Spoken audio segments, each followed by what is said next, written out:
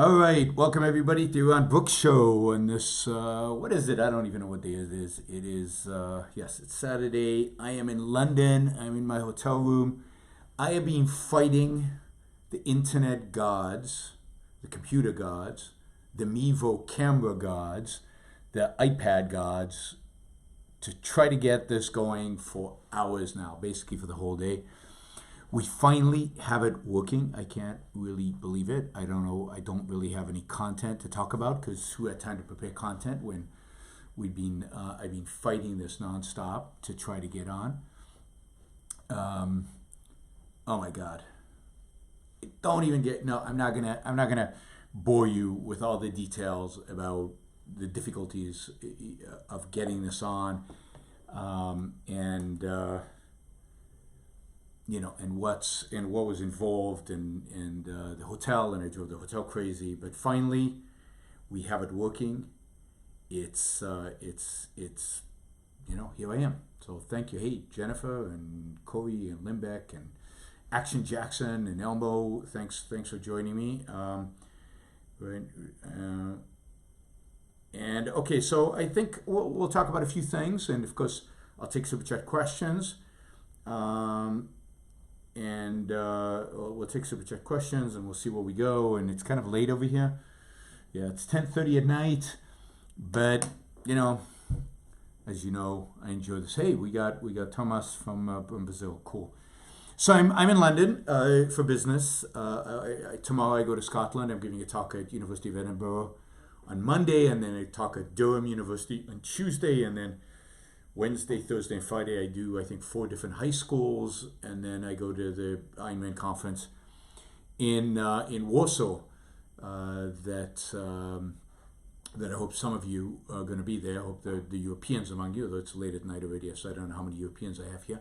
Europeans among you will join us there in Warsaw. Should be, I don't know, 550 people. That's what they're saying. So it's going to be a blast, and it's going to be exciting. And then I head home on Sunday for my wedding anniversary. They always do these Ironman conferences, on the weekend of my wedding anniversary, which sucks. Anyway, so I've been here for a few days, been doing business.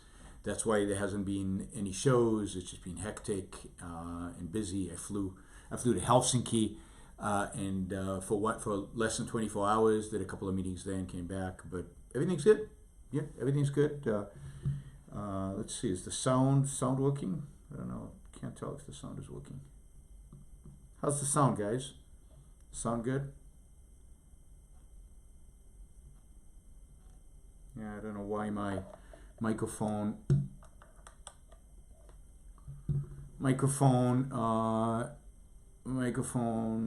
not clear if it's working or not. All right, let me know over there if the sound is good or not. It looks like it's going through. Let me unplug this. 1, 2, 3, 1, 2, 3. It looks exactly the same. Oh, I know. 1 second. Let me just change the setting. I think the sound will be better. But you guys can tell me if the sound's going to be better when I make this changing of the setting. No, that isn't it. Is that better? Do we have sound now? How's that? Sound is good. It sounds better now is the question. Sound is fine. Sounds fine. Sounds fine. All right. Okay, good. So everybody says the sound is good. So we'll keep going. Let's see.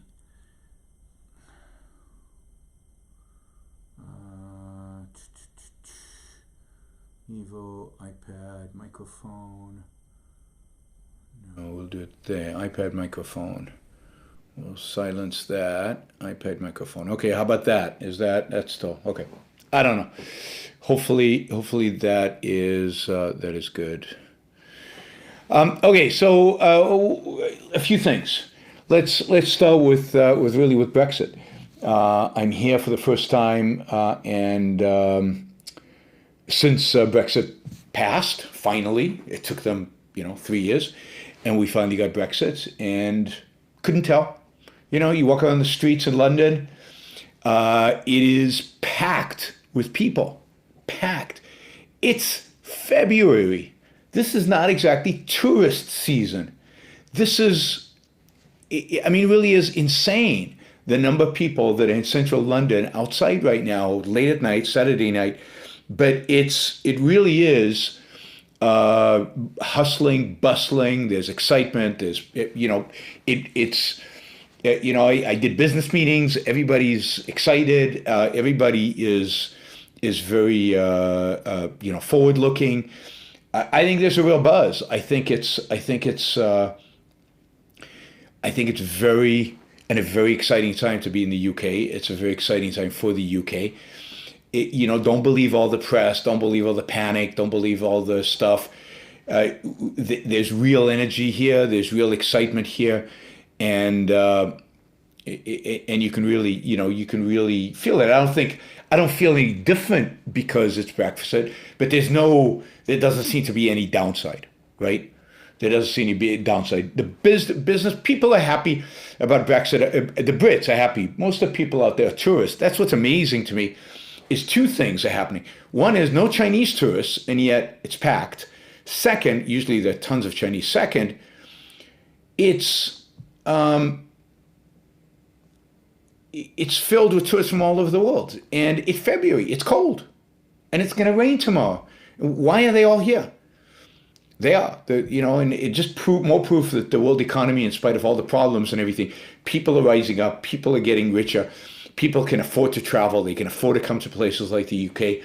They can afford to come and party here and shop here and do all that. And you can feel it in the streets. It's exciting. The Brits are excited about Brexit.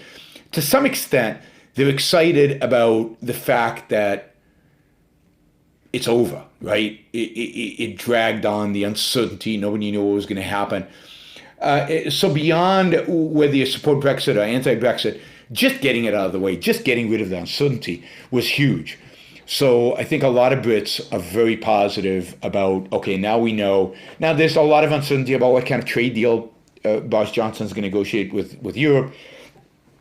But that's kind of uncertainty. Okay, at least we know we know we're done, and now it's just a matter of negotiating the best deal we can negotiate. But before, nobody had a clue what the hell was going to happen, and elections. And uncertainty is not good for markets. Uncertainty is not good for business. So generally, businessmen have been happy with just the resolution and the fact that we can now move on with something else. In terms of Brexit itself, I listened to a speech by Boris Johnson a few days ago where he gave a speech about trade and about his plans for trade. And it was a good speech. Now, he compromises a lot and he sells out a lot. So he talked about, saving the NHS. He talked about minimum wages. He talked about spending money here and spending money there and doing all the status things that politicians do and all the maintaining power stuff that they need to do. But the stuff on trade was, not perfect, but pretty damn good. So he talked about the benefits from trade. He talked about why free trade was important. He talked about potential trade deals with Africa, with the United States, with Australia, Canada, and New Zealand. And ultimately, he talked about trying to establish a trade deal with the European Union that was based, I think, smartly on the Canadian deal with the European Union, which is basically low tariff, free movement of goods, without all the baggage, the regulatory baggage that the EU institutionalized. I think the Europeans, or I think the Brits, are going to do fine, unfortunately, with regulations. I don't think they need to add kind of the stuff coming out of the European Union. Unfortunately, even Boris Johnson's government is going to over-regulate in significant ways. People I know in the UK who are connected politically are very positive about the potential of this government, are very positive about everything, but we'll see. So I think that the trade speech that he gave, so look up Boris Johnson free trade on YouTube, is quite good. He's smart, he's well educated, he's unbelievably articulate. The difference between him and Trump is, night and day. I would take Boris Johnson in a heartbeat over Donald Trump any day. And I think he's going to get a lot done, not as much as I would want, not as much in the direction that I would want, but a lot is going to change here for the better. And I think in terms of in terms of trade in particular, and trade is huge, right? Trade is huge. It's not just a marginal issue. You get it wrong, no big deal. Trade is a huge part of the global economy. It's a huge part of the quality and standard of living of your citizens. If you get trade right, you can get a lot of other things wrong and you still do okay. That's my argument, has been my argument for a long time about the U.S. Okay, let's take some super chat questions, and then a few other things I want to say. If socialism causes poverty, how come more socialistic mixed economies like Germany and Scandinavia have no homeless, while England and the United States have a ton? Well, socialism socialism to the extent that it is tried. That is, the more consistent the socialistic policies are, the more poor people there are, right? So the more extreme you go to the Soviet Union or to Nicaragua or to Venezuela or certainly to North Korea, the more, or to China under Mao, the more consistently socialist you are, the more poverty you have. And what happens, the more consistent you get, is more and more and more, a larger and larger percentage of the population is poor, significantly poor. So first off, you have to start with that. Now, it's true that, so that's one. Second, Germany and Scandinavia are not socialist. They have redistributive policies, but they're not socialist countries. They have more socialism than the United States.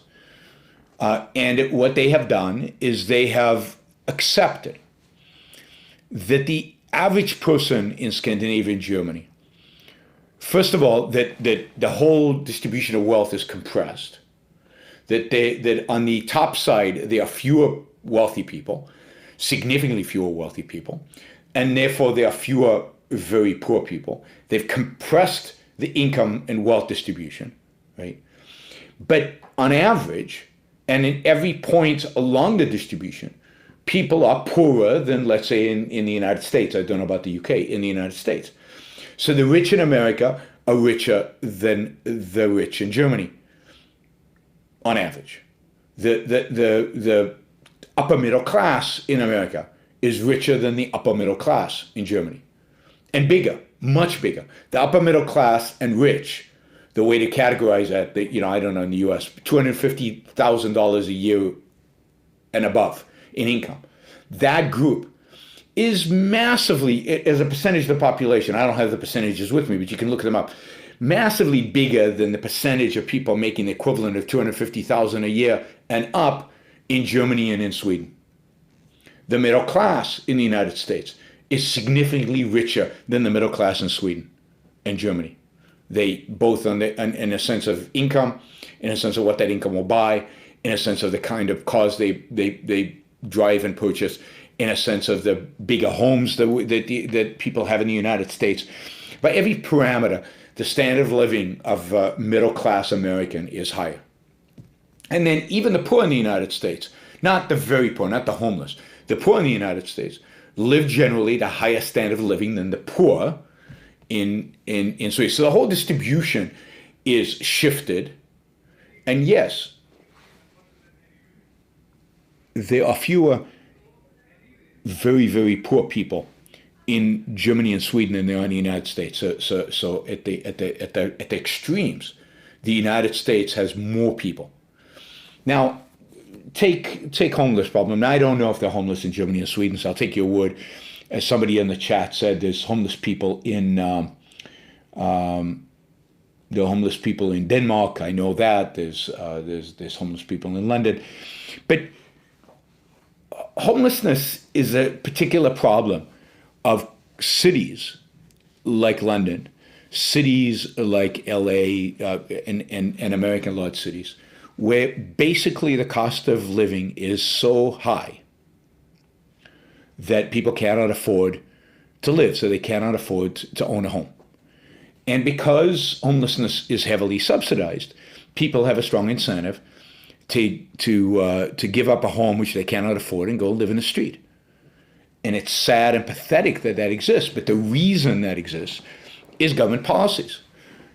Now, yes, you could solve that by handing every homeless person a massive check. But that and then, or encouraging them to move to cities where they can afford the housing.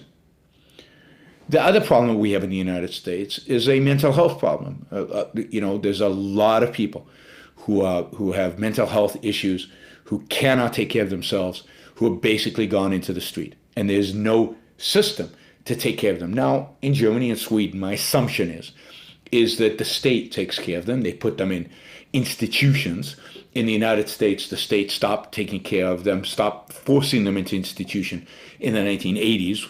And that's part of the reason you had a spike in homelessness in the 1980s. And the second reason is that there's no low-income housing in major cities in the United States. It's just not built. And it's not built because politicians don't allow it to be built. This is all a political issue. So it's not a lack of government. It's too much government that creates the homeless problem. If government got out of the real estate business, if government left land and real estate development to real estate developers, if they stopped zoning and trying to control everything, then there would be plenty of housing available for homeless people. If the government stopped subsidizing homelessness, then homeless people would go to places they can afford to live in. Almost nobody wants to live in the street. So the problem is not that the United States is more capitalist than Sweden and Germany. I've said this many, many, many times.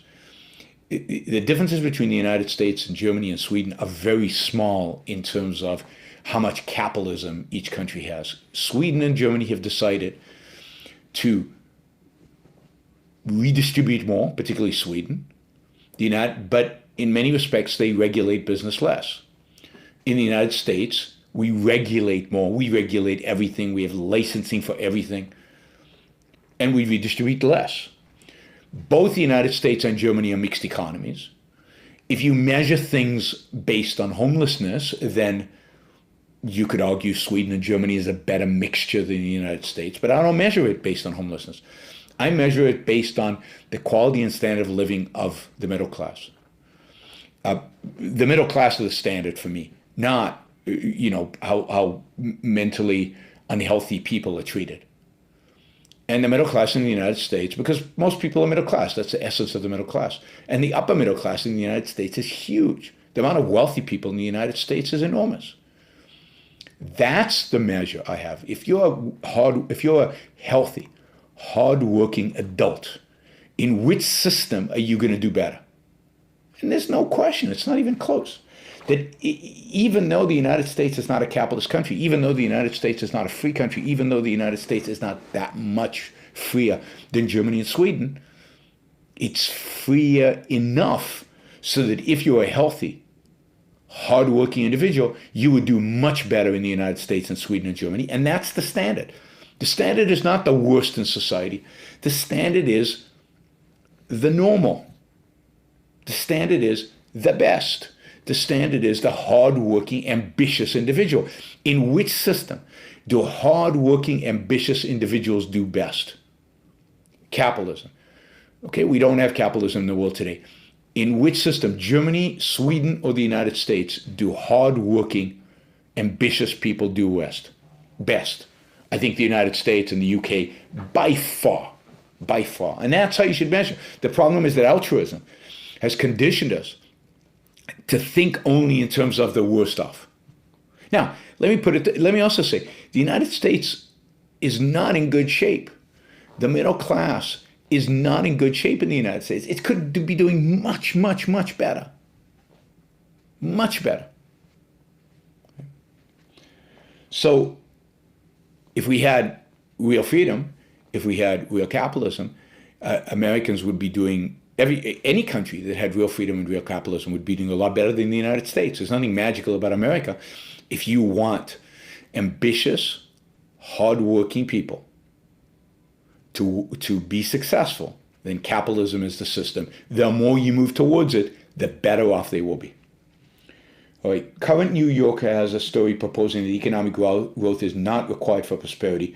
What's your opinion? I mean, that's just silly, right? If you don't grow, then what is it? It's a zero-sum game. So we're just redistributing what already exists.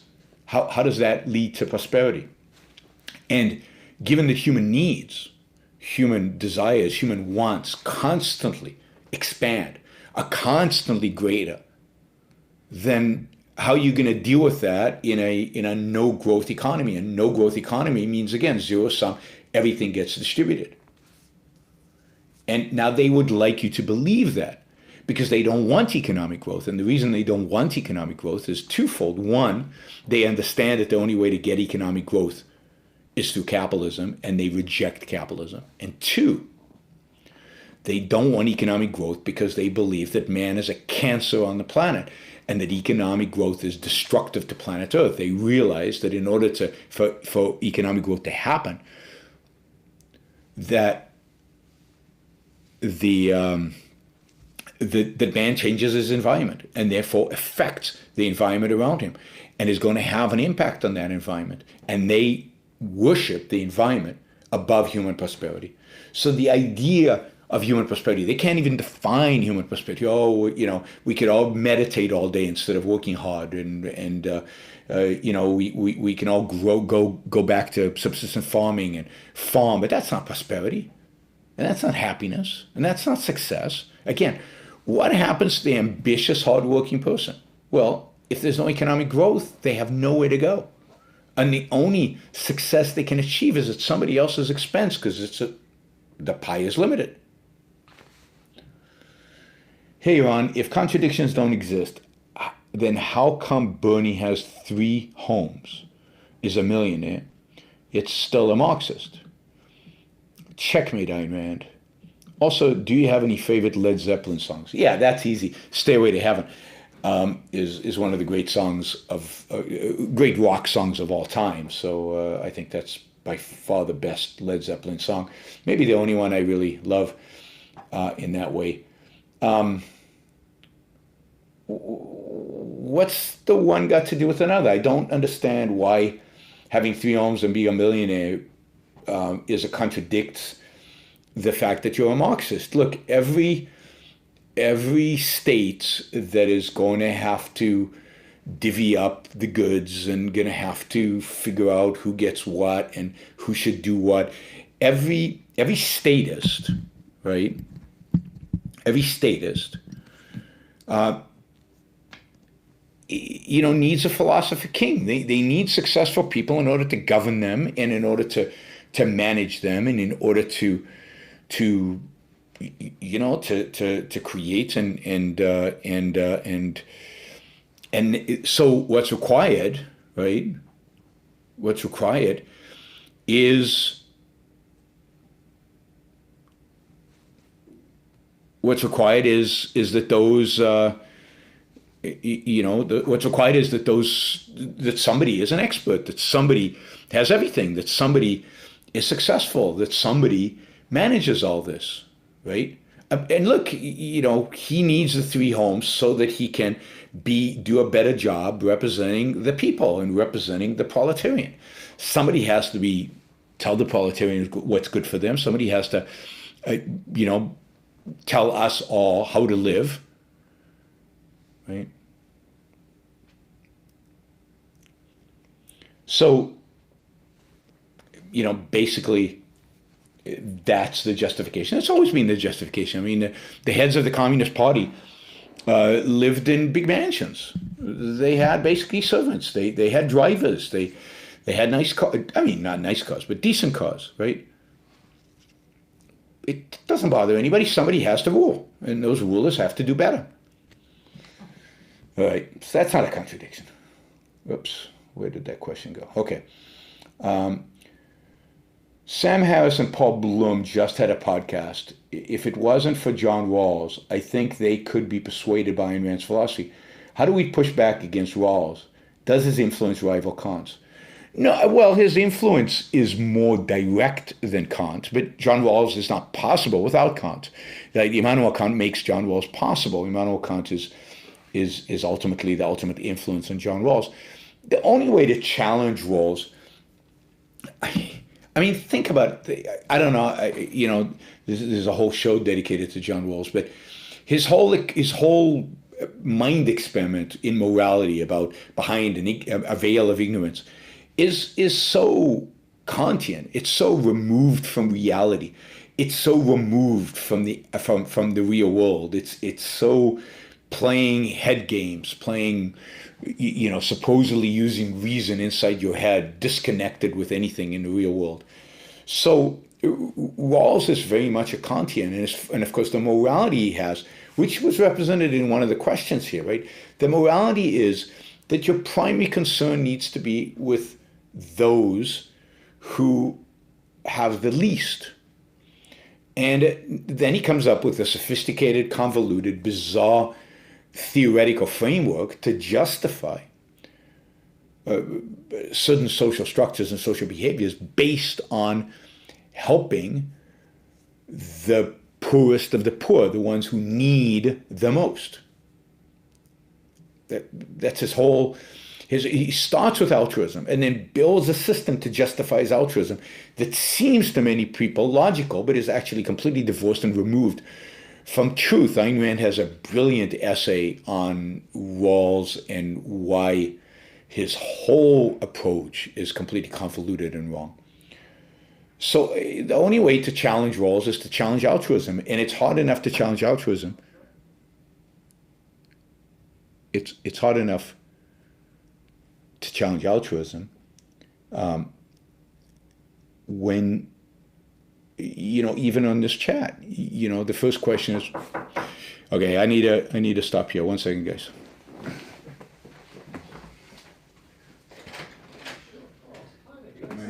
Yeah. You some extra chairs, yes? No, I didn't answer chairs. Sorry for that there. Thought you were telling me I was making too much noise, but this is good. Are you making too much noise? Oh, that's too much. Sorry for this. Thank you.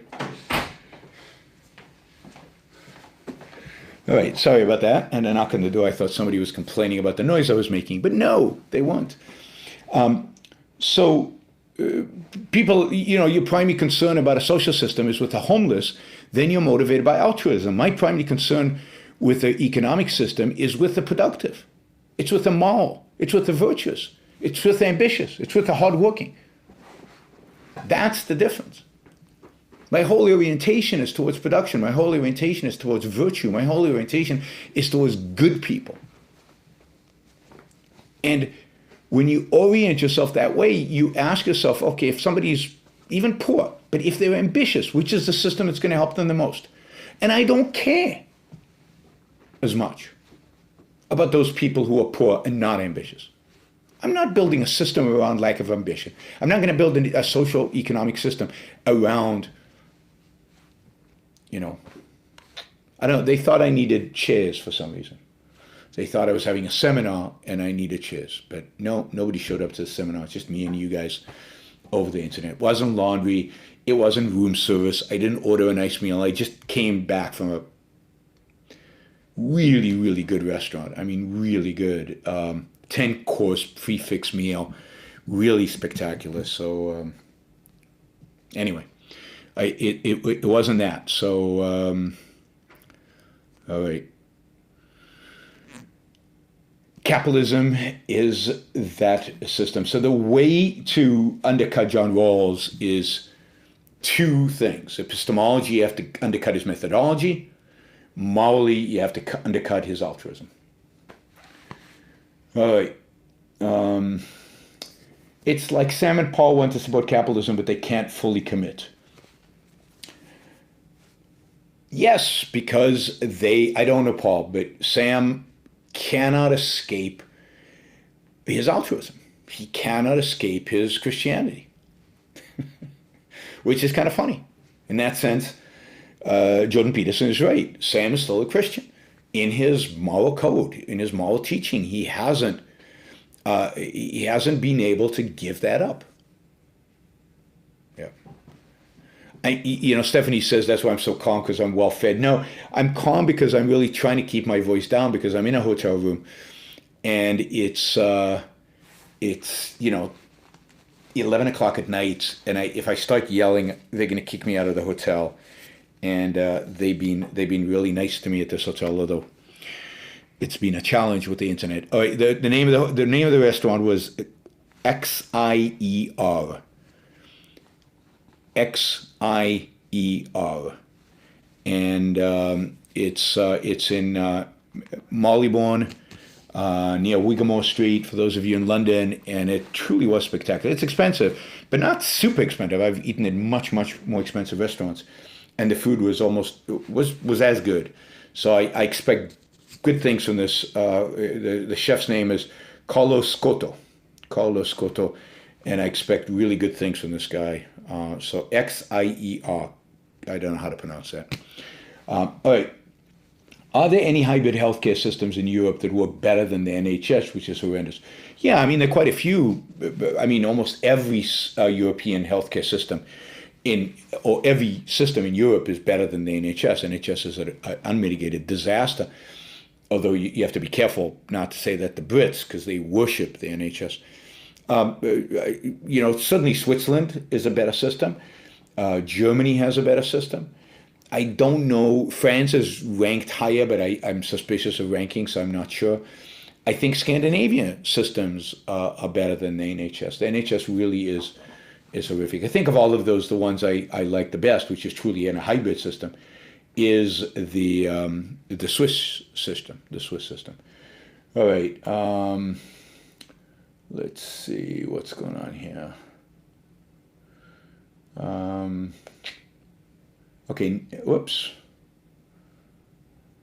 Natural monopoly, rail, how to regulate or not. No, I mean, it should be zero regulations. And what you need then is also the ability of competitors to buy land and lay new rail. But there's no such thing as a natural monopoly, and railroad is not that hard, but because you could have two parallel lines, you could have lines in different places, you could have the rail owned by different people than own the actual trains, so that you could have competition over the in usage. So you could have a lot of different solutions, and I'm not an expert on solving it, but there's a lot of different solutions. America, unfortunately, regulated railroads from the beginning, and that's one of the great tragedies of American capitalism, is that that was the first industry that really got regulated on a massive scale. And as a consequence, I think very little innovation in railroads, a lot of stagnation in the railroad industry. And today, railroads in the United States is maybe one of the more primitive ones in the developed world as a consequence of that regulation and stagnation. So, more tricky ones are electricity, water, but all of those. So there's only one pipe coming into the house. You have to buy from one person, for one company. But if they charge you a lot of money, then, you can go dig a well in certain places. You can find other technologies that would provide you with water. You can build a big water tank and have it filled up once in a while. So there's only so much you can be charged for the water. Electricity, there's no reason to, particularly today with lines in the ground and in the air, and who knows if some form of wireless technology wouldn't have developed with batteries and solar, and so many different things are possible if you really had competition in electricity. So no, I don't believe in natural monopolies. I think they can be and will be, and easily real competition around these things. It's messy. The process of competition in these things are messy, because anytime competition requires taking up real estate, like electric wire, or like train tracks, or like what's called public transportation, but transportation within cities, right? Subways, things like that. It's tricky because it requires massive investments, and then they're going to charge monopoly prices. So what? But if they charge too much, people stop using it. They find alternatives like walking, or like building a windmill on your property to supply electricity, whatever, right? So they can only charge so much. But there's nothing wrong with monopoly pricing if you have a monopoly, as long as you can't force people to use you. You don't have a right to electricity, a right to a subway. They should be privatized, and they should charge whatever the market allows them to charge. All right. Somebody says, can't wait for Witcher season 2 with more development. Okay, I mean, I'll watch season 2. I hope it gets better. That's all I can say. I hope the story gets more interesting. Does the government have a right to force mentally ill people in institutions if they don't want to go? No, I don't think they do, unless those mentally ill people are a threat to people around them. So if they become a legitimate, real, provable in court threat to other people, then I think, yes, then the government's responsibility is to put them in some kind of institution where they can at least be removed from society, even if they, you know, and hopefully treated. I think once you remove them, treatment is not that hard. Somebody says there's no super chat in Israel. That is very strange. Well, you know, maybe somebody should start a startup that embeds Israel super chat into it. All right. Did you see Boris Johnson's speech on free trade? He quoted Smith and Ricardo. He said he wants UK to be a beacon of free trade. I did. I started the show today. You must have come in late. Talking about that speech, I thought it was 60% really, really good stuff, 20% just okay, and 20% terrible. But 60% is like better than almost any politician, any politician's speech these days. So pretty good. And in terms of beacon of free speech, speaking out for free speech, yeah, I mean, we need a voice like that, particularly given the world is heading in the opposite direction. Do many people support the welfare state not because they're altruistic, but because they selfishly don't want to be stuck at zero?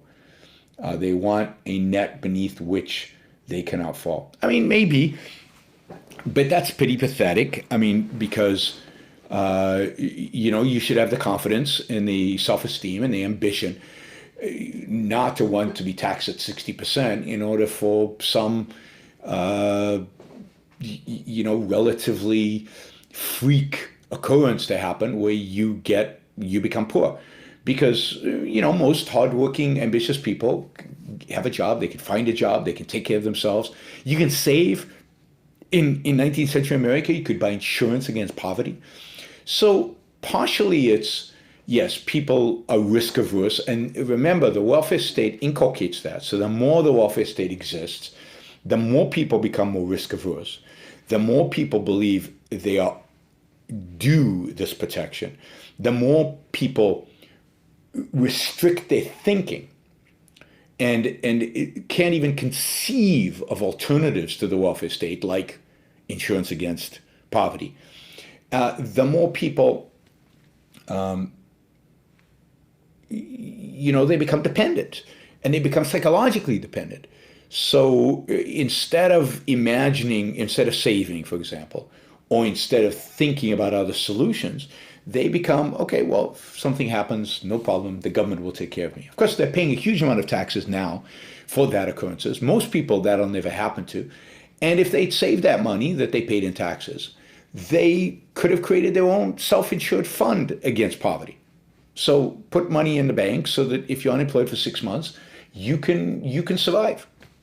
But you can also, in a rational market, buy unemployment insurance, buy poverty insurance, all kinds of insurance. But again, people don't think about those things because the whole universe is contracted by government. Government limits opportunities.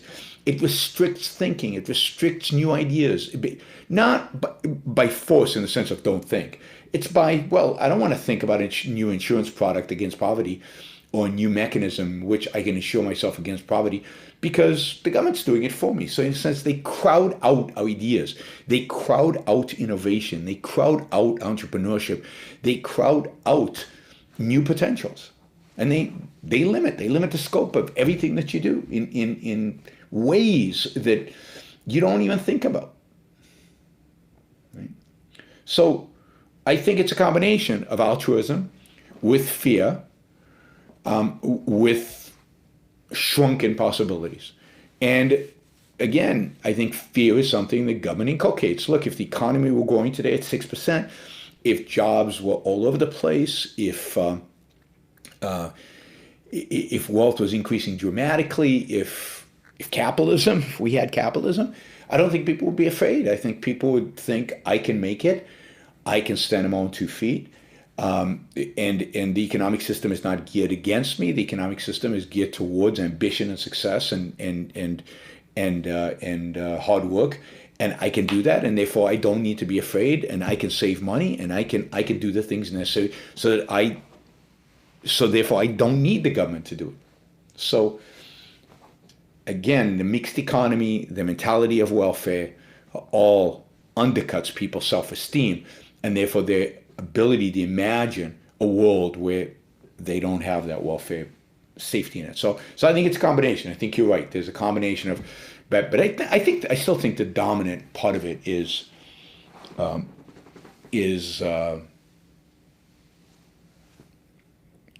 altruism. Because think about, let's say, upper middle class Americans who have maybe $3 million in the bank account. There are quite a few of those, right? A lot of millionaires in the United States. They still vote left. They still vote for the welfare state. They still would be horrified by the idea of doing away with welfare. And yet, they're never going to need it. Their children are never going to need it.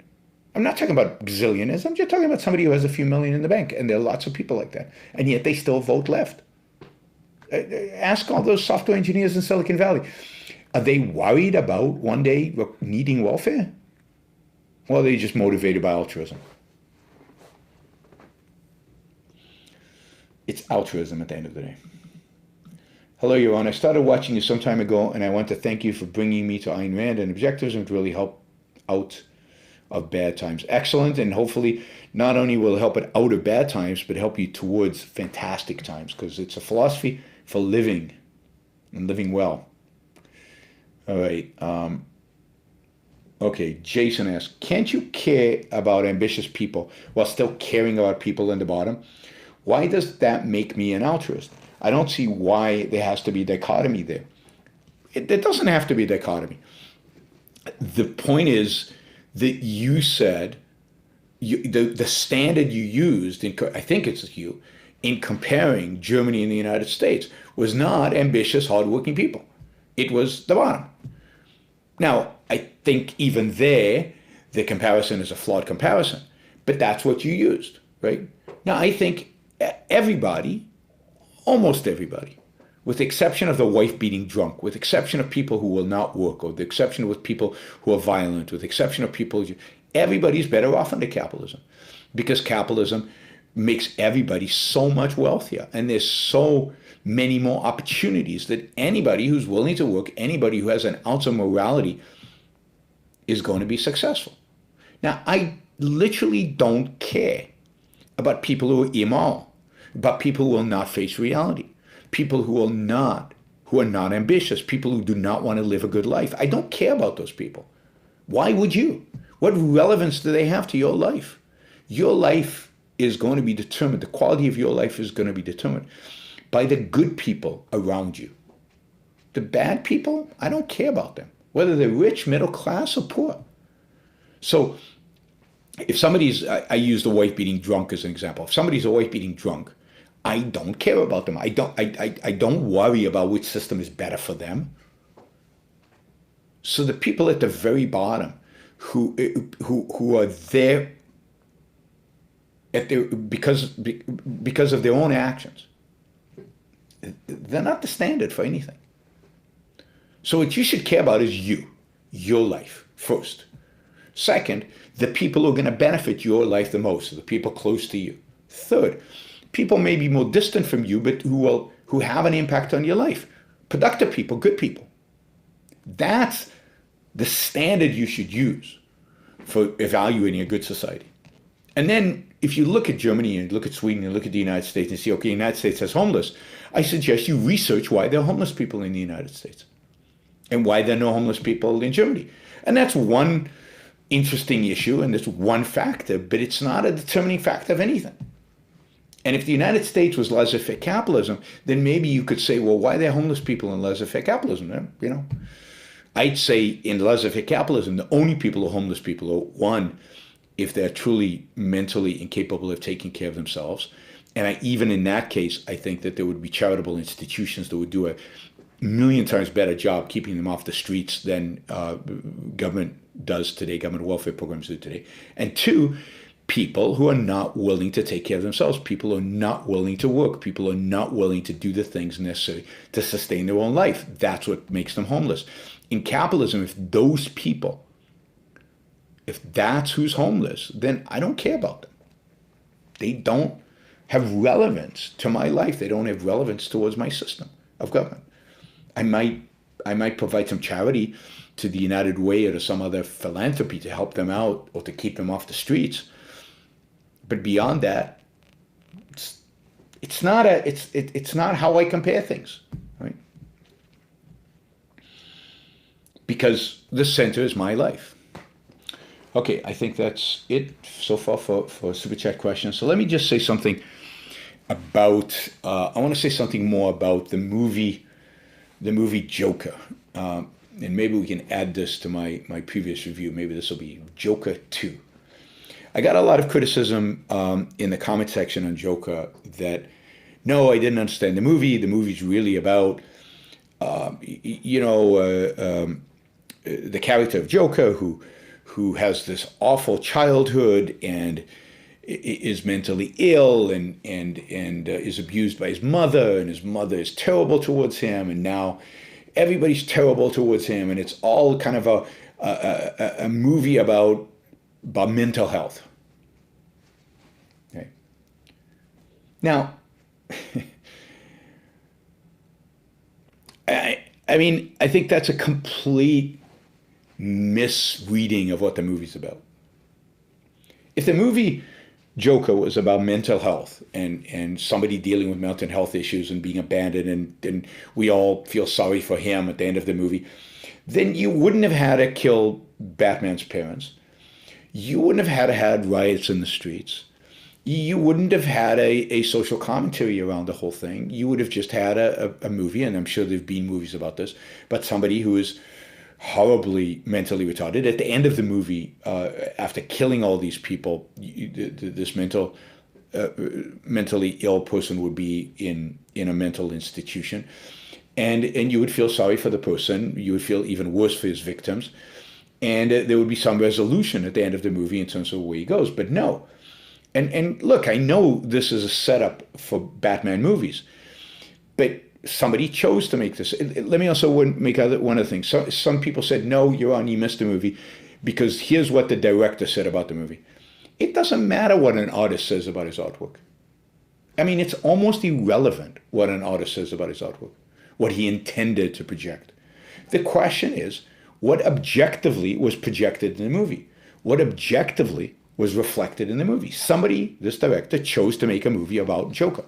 He chose to make this particular movie to set up this particular evil character in the Batman series, and he chose to set him up in a particular way. And he chose to create a world around him, because that's what directors, that's what movies do. They create a world. He chose to create a world around him with particular characteristics and particular motivations, particular actions. Now, it's true that the Batman story constrains him in terms of what he can do, but he chose to do it. And the Batman universe inherently project a certain view of the world, a certain view of life, a certain view of the characters. There's no way to get around that. So the movie is what it is, not what the director says it is, and not what you want it to be. It is what integrates all of it. Now, if it's a good work of art, now not all movies are good in the sense that they integrate into a theme, but Joker actually does integrate into a theme. Now, this is my attempt to define the theme of Joker. And I'm curious to see, to see what you guys think. Because you have to be able to integrate here the life of Joker and his arc, and at the same time what is going on around him. Because what is going on around him is not irrelevant to the movie. It is a main portion of the movie, partially because what is going on around him affects him. For example, he doesn't get his medication because the government isn't providing it anymore because they're incompetent and they've run out of money. But there's also a garbage strike, and there's also massive unemployment, and there is also riots in the streets that adopt his murderous persona, his persona as a murderer, as their theme. So what is the same with what is happening to the people out in the streets and what is happening during his life to Joker? What happens to them both?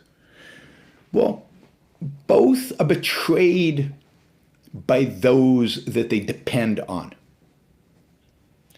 Joker is betrayed from childhood by his mother, by his stepfather, I guess by his original father. I can't remember what happened to the original father.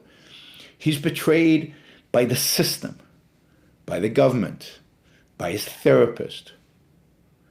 He's betrayed by the people around him that he depends on. Now, why does he depend on them? Well, he depends on them because he's mentally ill. Now, why is he mentally ill? He's mentally ill because they betrayed him to begin with. So it's kind of it's a vicious circle.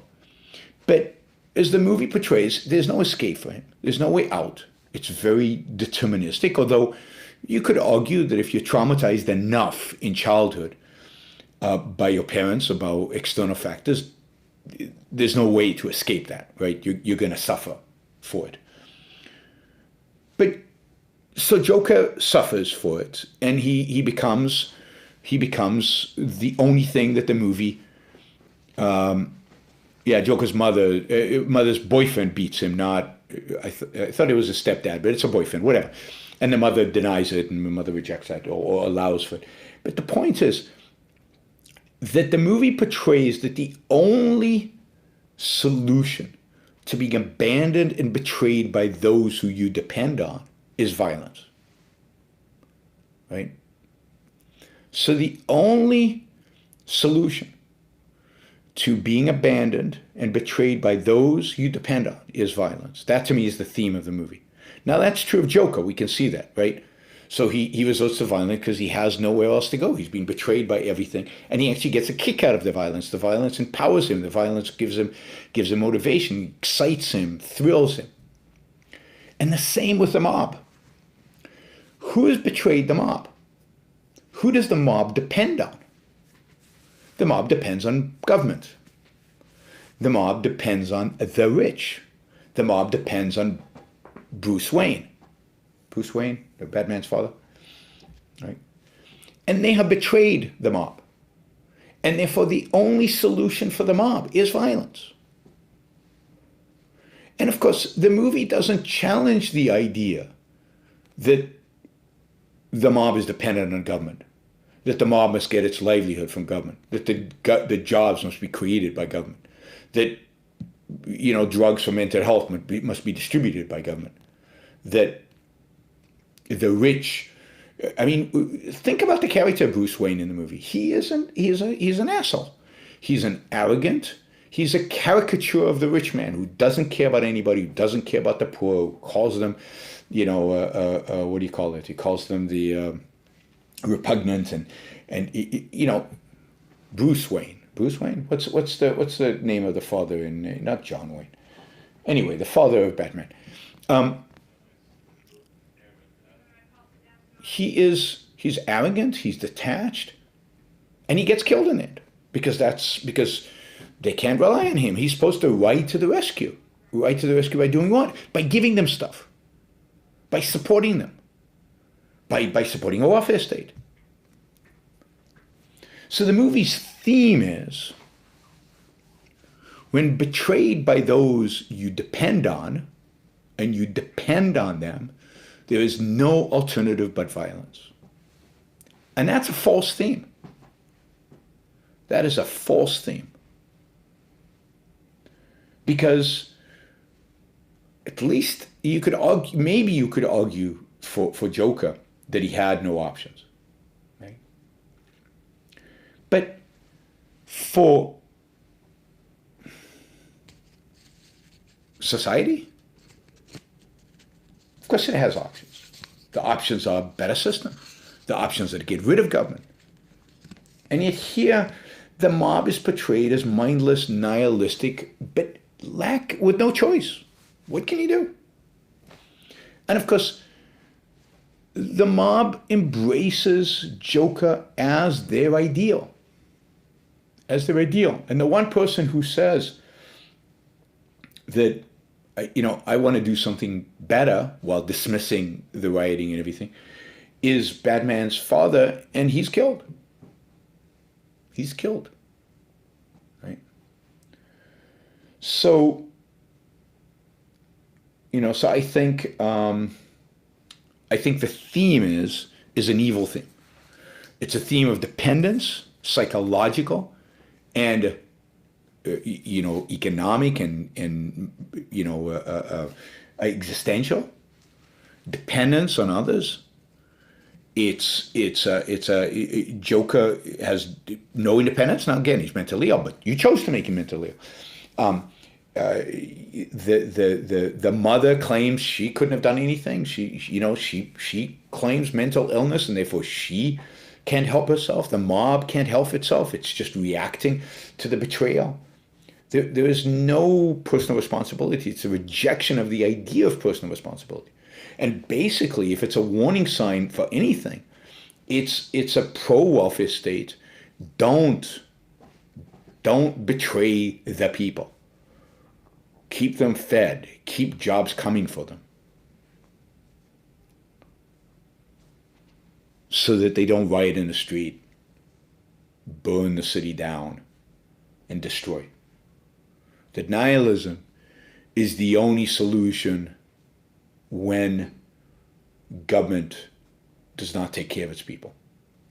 Just like violence for Joker is the only solution when he is betrayed by his mother.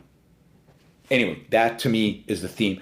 That's what integrates every aspect of the movie. The movie's a good movie in that respect. It does actually integrate into a theme. The theme is just an evil theme. It's a bad theme. It's a bad theme. And in that sense, it's not good. It to me, shocking that the movie did so well. And did so well not just in the United States. It did well in Europe and the rest of the world. And to me, that's shocking and depressing about the state of the world. Usually movies with themes like this do very poorly. So maybe there's something else going on here, and so why it did so well, but maybe it's because people are responding to this thing. Yeah. Robin mentions, yes, that Joker is also betrayed by the TV host. That's right. He looks up to the TV host. He betrays him. The only solution to betrayal like that, because you're dependent on other people, right, is violence. Right? Okay, that's what I wanted to say about Joker. Okay, I guess if we don't have any additional questions, and I don't see that we have, I'm going to call this a night. Maybe we could splice that part about Joker and turn it into a Joker 2 shorter video. If Action Jackson is still there, he can do it. Yes. All right. You're noticing the plebs today. I don't know what you're talking about. Let's see. Did I get all the super chat questions? Did I miss anybody? Last one was this one. Best way to use objectivism in leadership at work. Well, what does objectivism teach you in terms of leadership? Well, I mean, there's a whole seminar. I used to do seminars on leadership. Think about the objectivist virtues. What is, in the context of work, what is most valued? Well, I'd say two things. Really three, right? Three things. First, so this is the application of objectivism to leadership at work. First, productiveness. Reward productiveness. As a leader, work hard, work smart, and reward those who work hard and penalize those who don't. That is, reward success. And not working hard, I mean by productive. Reward those who are most productive. Reward those who are contributing the most to the common, to the purpose of the business. That's what egoism means in the context of business. So reward those who, so I'd say actually there are four virtues that I'd apply here that are important. One is productiveness, model productiveness, reward productiveness. Two, justice, reward ability, hard work, results. And penalize, which is the reverse of that. Those who don't do the work, who don't produce, who don't create, don't treat everybody the same. Leadership requires that you identify goals for individuals and you drive them to achieve those goals. And if they don't, there's got to be a price. And if they do, there's got to be a reward. So that's two, productiveness and justice. Third, independence. Look for people who think for themselves, who are independent, and you have to be independent. And being independent means that you have to be able to accept criticism from other people. You have to have as your standard the truth, not who said what, not do you have to change your mind or not, not are you right or not, but what is the truth? So independence means, again, modeling leadership is to be committed to the truth and committed in a first-handed way to the truth, and therefore be willing to accept criticism and expect others to be willing to accept criticism. But expect people to push back. Expect people to argue with you. Expect people because they have a mind. At the end of the day, if you're the boss, they have to do what you tell them. But they should be pushing back when they disagree because you're open-minded enough, you're confident enough, you're independent enough to accept disagreement. And they should be too. And they should think for themselves, not emote, but think for themselves. And then fourth is pride. Expect your employees to take pride in their own work, in their own achievement. Not, you can't provide pride for them. They have to take their work seriously. They have to be committed to their work. That's what the virtue of pride means. It means being consistently focused in this particular realm, in the realm of work, on doing a great job. And again, from a leadership perspective, first you must model it, and then you must expect it from people. That is a very brief discussion of how you would apply the objectivist virtues to leadership. Now, there's a lot more that can be said about that. So we could do a whole show about that, and if you want, I will. I've done many day-long seminars on leadership in business from an objectivist perspective. Happy to do more shows or answer more questions on leadership issues in future shows. All right. Thank you, everybody. I have not been watching all the chat. It looks like it's been all right. It looks like it's been interesting for you guys. Okay, remember to give it a thumbs up. Remember to share if you like the show, and remember to support the show. You can support the show at yaronbrookshow.com/support. You can do it on patreon.com/yaronbrookshow, and you can do it at subscribestar.com/yaronbrookshow. I'm in London. I will try to do another show later in the week. We will see if I have time. It's going to be a pretty big week. It's not going to happen tomorrow, Monday or Tuesday. So if I do a show, it'll be Wednesday or Thursday. And if not, I'll do a show when I'm back in Puerto Rico, probably a week from Tuesday. So it's going to be a while. But I hope you enjoyed today's show. I'll try to do some more shows from the road. Once I got all the technical setup going, this was pretty smooth. And actually, I enjoyed it. So this was fun. Good. Talk to you all soon. Bye, everybody.